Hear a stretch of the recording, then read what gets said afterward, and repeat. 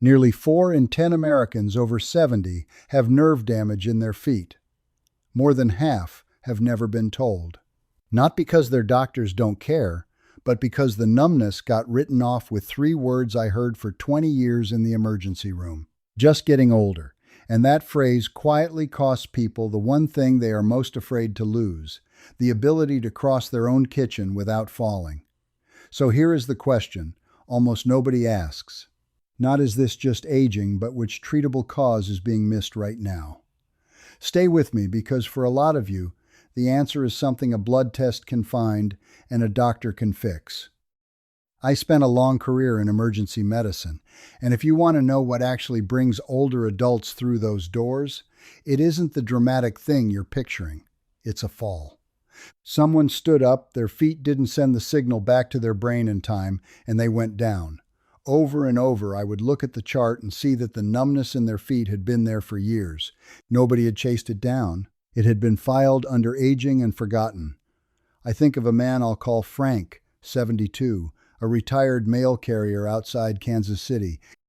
40 years of walking a route, and now he was shuffling, catching his toes on thresholds, telling his wife his feet felt like they belonged to someone else. He'd mentioned it once at a rushed visit, and been told at his age that was to be expected. It took a fall in his own driveway to get anyone to actually look, and when they finally did, what they found was not some mysterious, untreatable decay of old age. It was something on a lab report. Something that had been quietly building for years, while everyone assumed it was just time doing its work. I'll come back to Frank, because his story is more common than you'd believe. And it turns on exactly the reframe I want to give you. So today I'm not going to hand you a list of symptoms and leave you scared. I'm going to do the thing that short appointments almost never have time for. I'm going to walk you through the reframe that changes everything. Because the moment you stop asking, is this normal for my age, and start asking which specific cause is behind this, a whole set of doors opens up.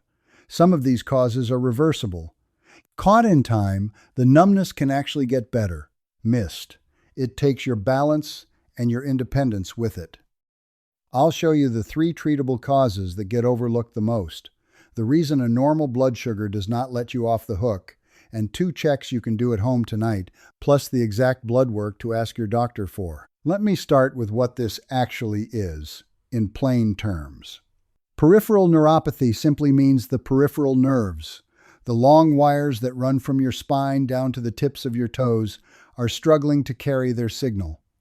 Picture the wiring in an old house. The lights still come on, but they flicker, they dim. Sometimes a room goes dark for no reason. That's your foot on a bad nerve day. The numbness, the pins and needles, the burning at night, that feeling that your feet are wrapped in a sock you can't take off, those aren't random. They are a wire that isn't conducting the way it used to. And there's a reason it shows up in your feet first, before anywhere else. Your feet are at the very end of the line. The nerves that reach them are the longest in your entire body, which means they are the hardest to supply and the most delicate to keep fed. Any process that starves nerves of oxygen, nutrients, or repair signals shows up at the far end of the wire first, the same way the last house on a long water line is the first to lose pressure. So when your feet start going quiet, that is not a random event. It is often the earliest visible edge of something happening further upstream, which is exactly why it deserves an explanation, not a shrug. And here is the assumption I want to take apart, because it is the single most expensive mistake I saw. Most people, and honestly a lot of busy clinicians, hear numb feet in an older adult, and their brain files it in one of 2 drawers. Drawer 1, it's diabetes.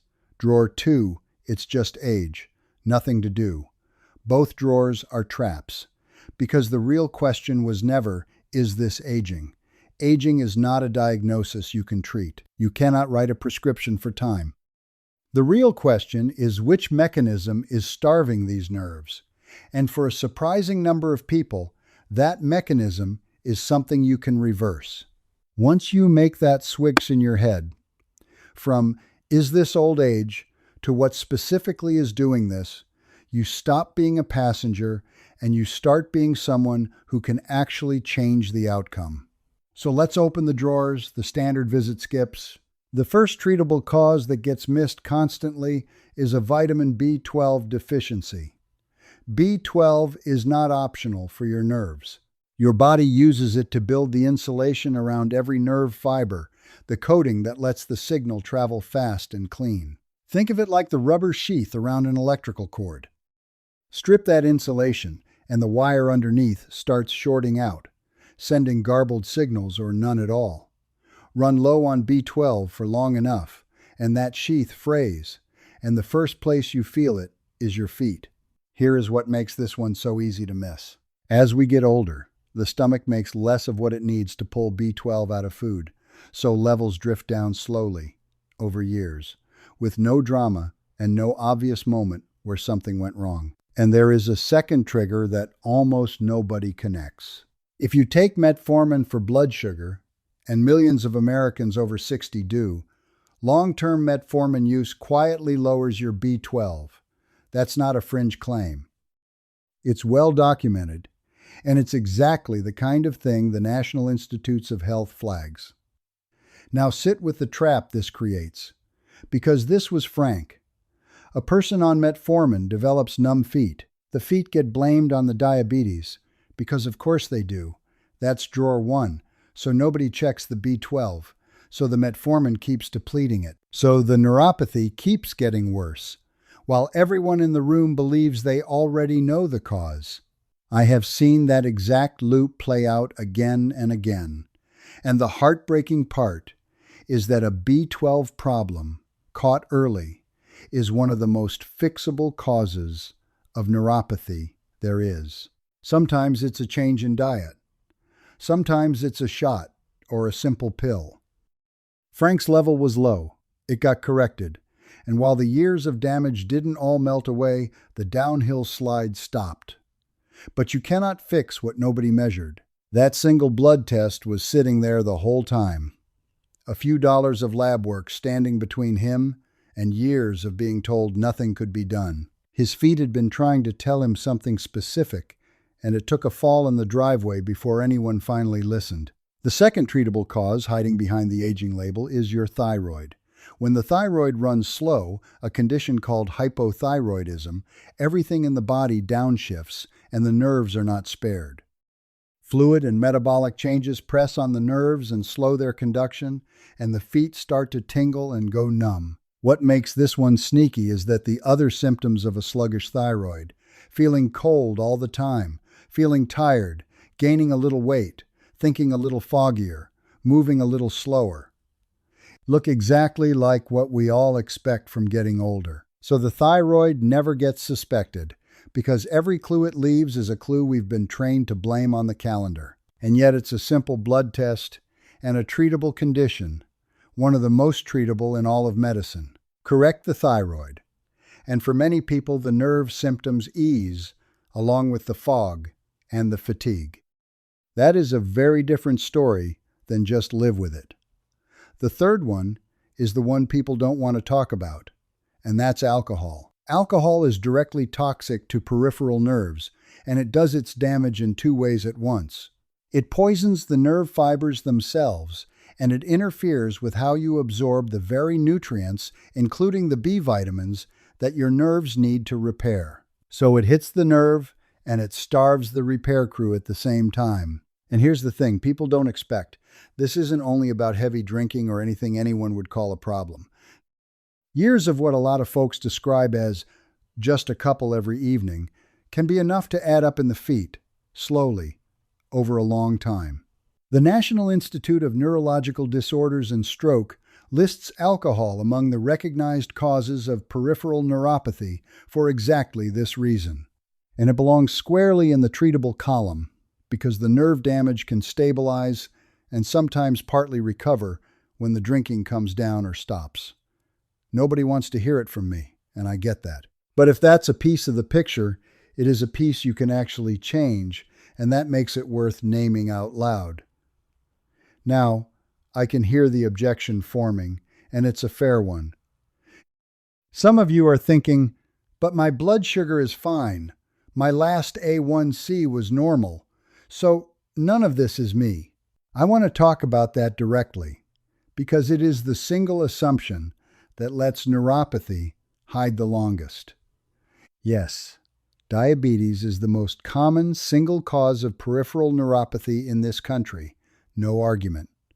But most common does not mean only, and it does not mean yours.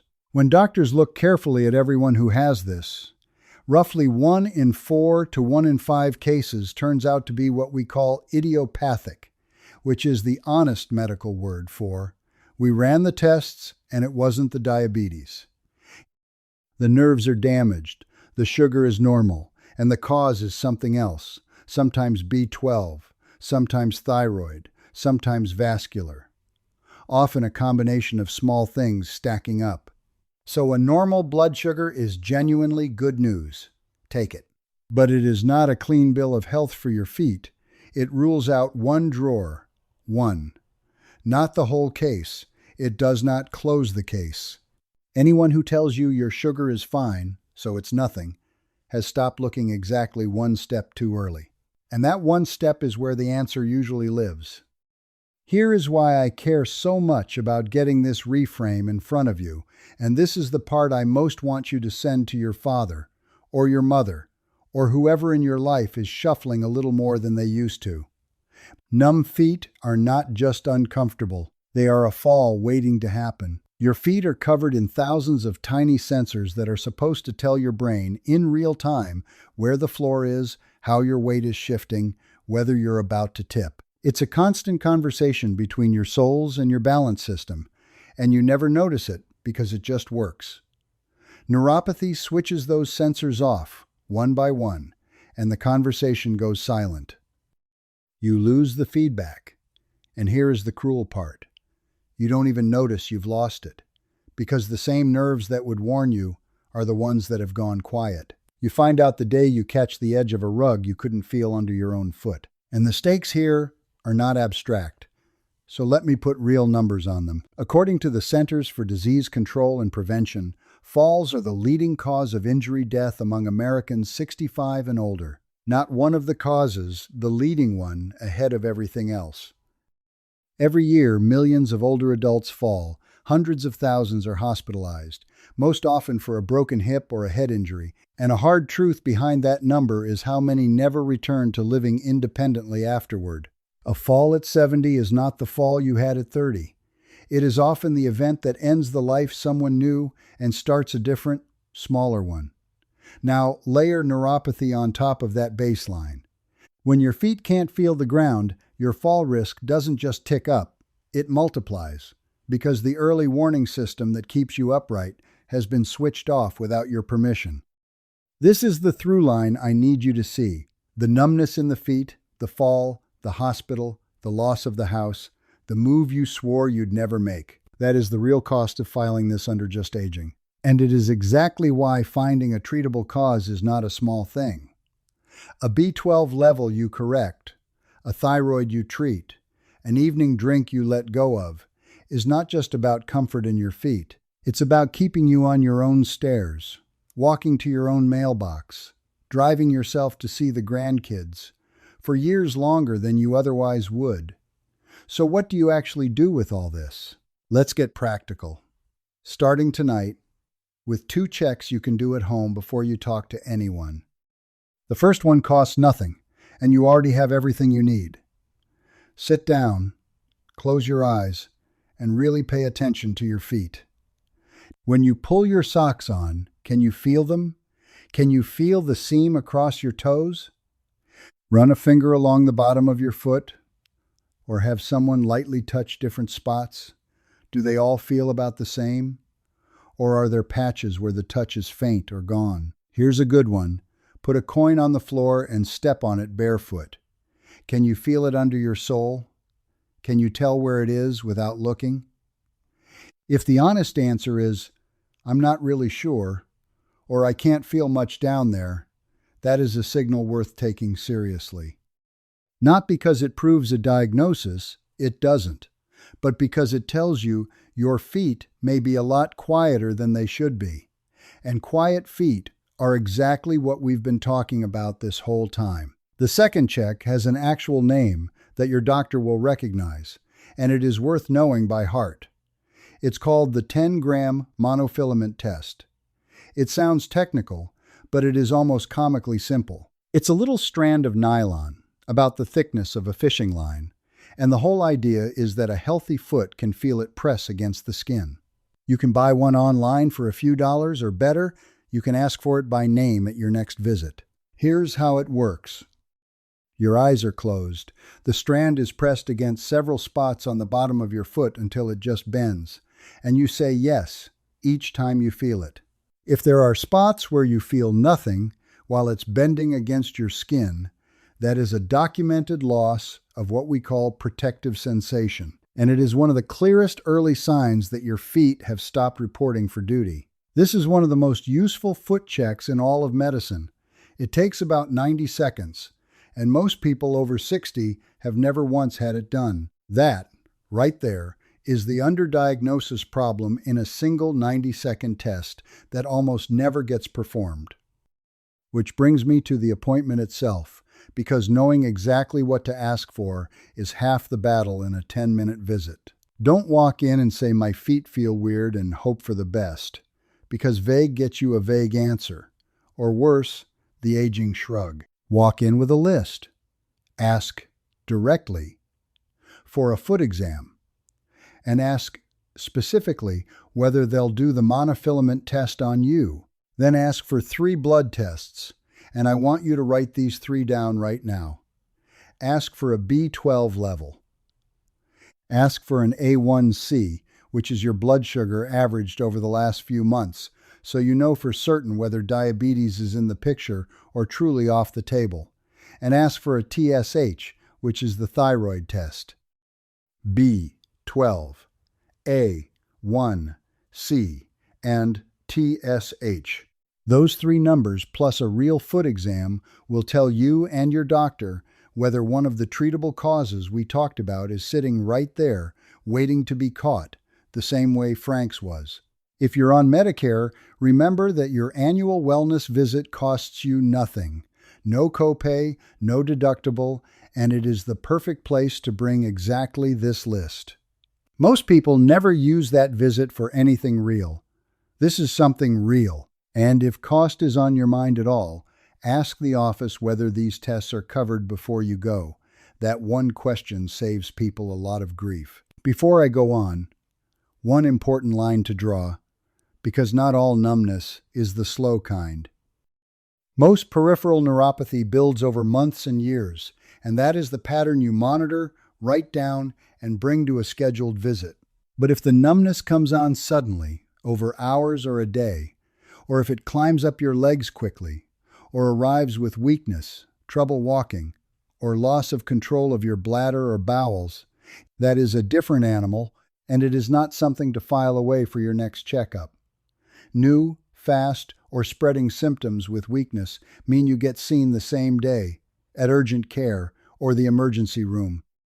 And if numbness or weakness hits suddenly on one side of the body, or comes with face drooping, a weak arm, or slurred speech, that is a possible stroke, and you call 911, you do not drive yourself.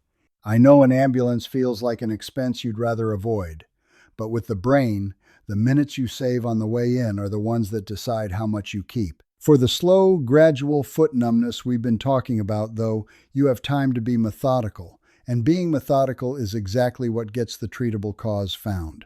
Now, let me be honest with you about what to expect, because I never want to trade one false story for another. Not every cause of neuropathy is fully reversible, and I'm not going to pretend that it is. If nerves have been starved for a very long time, some of the loss may be permanent, and I would rather tell you that plainly than sell you a miracle. But here's what 2 decades on the front line taught me. The people who did best were almost always the ones who caught this earlier, who asked the question sooner, who found the treatable piece while there was still nerve left to save. And even when we couldn't reverse it completely, finding and fixing the underlying cause, The B12, the thyroid, the alcohol would stop the damage from marching forward. And stopping the progression is not a consolation prize, it is enormous. It can be the difference between feet that are quiet but steady, that you can still trust to hold you, and feet that keep getting worse every single year until you don't dare go down the stairs without a hand on the rail. I know some of you are thinking you're too old for any of this to matter, that the window closed a while ago. It hasn't.